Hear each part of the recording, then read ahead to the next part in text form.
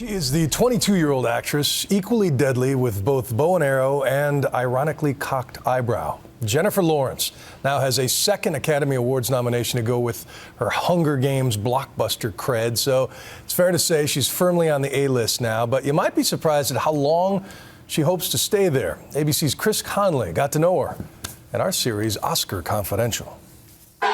When Jennifer Lawrence won Best Actress at the SAG Awards, she thanked her family, her director, her fellow cast members, and honcho Harvey Weinstein. Then I went home. I always go home. Well, I stopped at Harvey Weinstein's party for a little bit, got my parents drunk, and then I left and went home. Just 22, with 2 Best Actress nominations already on her resume, she's got Hollywood buzzing with delight. Jennifer, one time right here. Both at her grit to glam range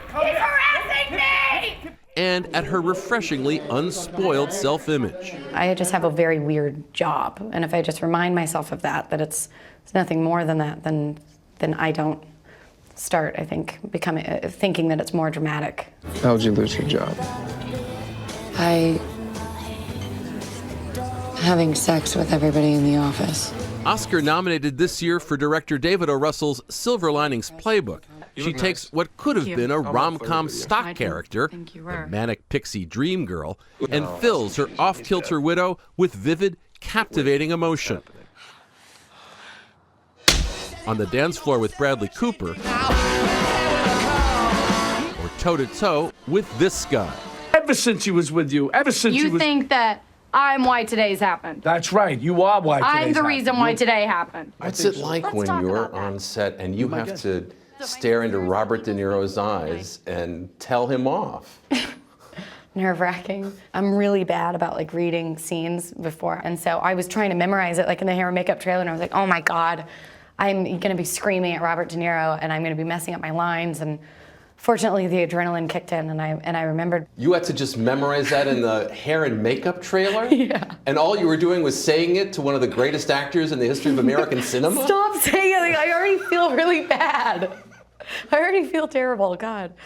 Yeah, I didn't plan it. Well, I guess that was the problem, I didn't plan it. She grew up in Louisville, Kentucky, youngest of 3, spurning the sports her brothers loved. An irrepressible, spontaneous performer from the get-go. My dad actually started working at home when I was, I guess, 6. So I would dress up as a clown or a ballerina every single day and go down, my dad's trying to work, and I'd be like, wait. Anytime he'd look away, and I'd be like, watch. And put on a new show, or I'd dress up as a person and knock on the door and be like, hi, my name's Judy and my car broke down. Can I use your phone?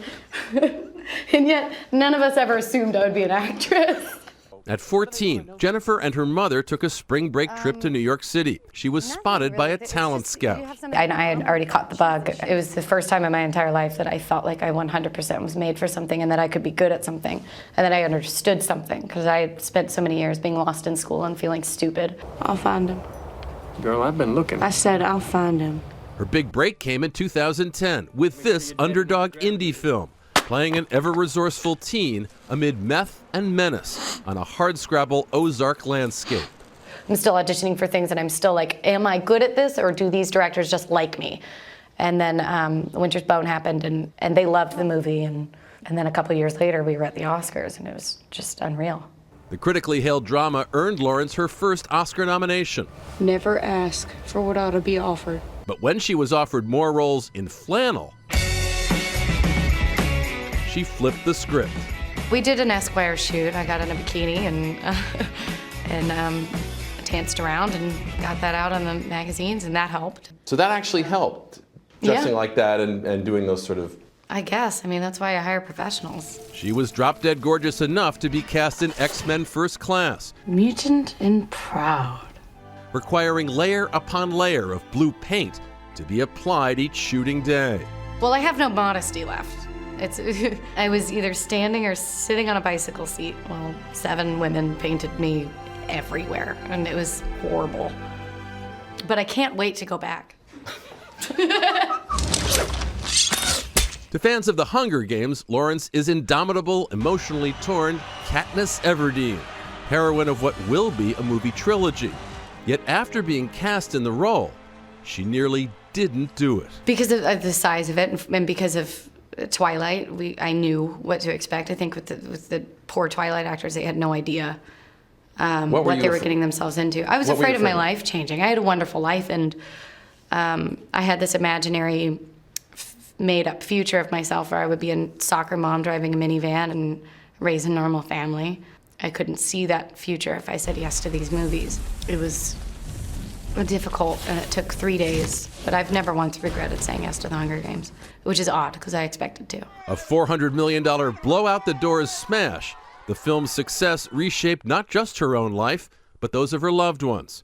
Her mother, for one. God bless her. She texts me almost every night, "Are you home? Are you okay?" But we don't see you get carried home from a club in this neighborhood. No, you'll never see that. Because I don't like it. I just don't like clubs. And I don't have the stomach for getting really wasted. 4 drinks, I'm barfing. I don't know what it is. My brothers are really ashamed of me. When she does venture out to a soiree, acting royalty leaves her slack-jawed. Yeah, I saw Meryl Streep at a party one time, and somebody was about to introduce me to Bill Maher, and so he was reaching his hand, and I literally put my hand in his face and looked at Meryl Streep and go, "Not now, Bill!" And I just stared at her all night and followed her around and drank and stared at her like a creep. Sorry. But as Oscar night awaits, it's her fellow nominees looking up to her. What happens when you run into younger actors now, like 14-year-olds or, Quavangenet or somebody like that? What's it like to talk to people who are where you were like 4 or 5 years ago? It's amazing. It's really fun. And then there's also like a sense of relief because it's like, oh God, I'm not going to be relevant forever. I'm Chris Connolly for Nightline in Los Angeles. You'll be relevant for a while. Hate to break it to you. Thanks to Chris Connolly. You can watch the Oscars right here on ABC next Sunday, February 24th. See how that works out.